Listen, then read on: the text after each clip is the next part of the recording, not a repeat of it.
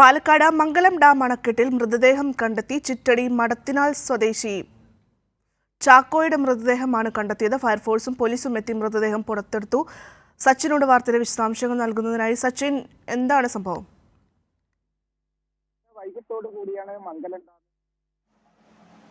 വൈകിട്ടോടുകൂടിയാണ് മംഗലം ഡാമിൽ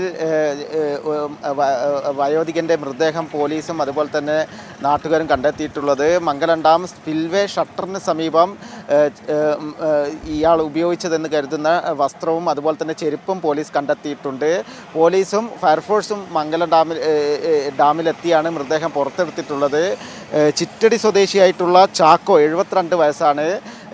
ഡാമിൽ ചാടി ആത്മഹത്യ ചെയ്തതാണ് എന്നതാണ് നിലവിൽ പ്രാഥമികമായി പോലീസ് പറയുന്നത്. നിലവിൽ പോലീസിൻ്റെ വടക്കഞ്ചേരി പോലീസിൻ്റെ അടക്കം മംഗലം ഡാം പോലീസിൻ്റെ നേതൃത്വത്തിൽ അന്വേഷണം ആരംഭിച്ചിട്ടുണ്ട്.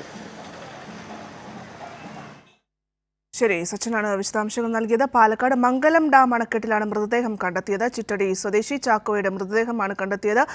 ഫയർഫോഴ്സും പോലീസും സംഭവസ്ഥലത്തെത്തി മൃതദേഹം പുറത്തെടുത്തു. അതേസമയം പ്രാഥമികമായി ലഭിക്കുന്നത് ആത്മഹത്യ ചെയ്തതാണെന്നാണ്. പോലീസ് അന്വേഷണം ആരംഭിച്ചു.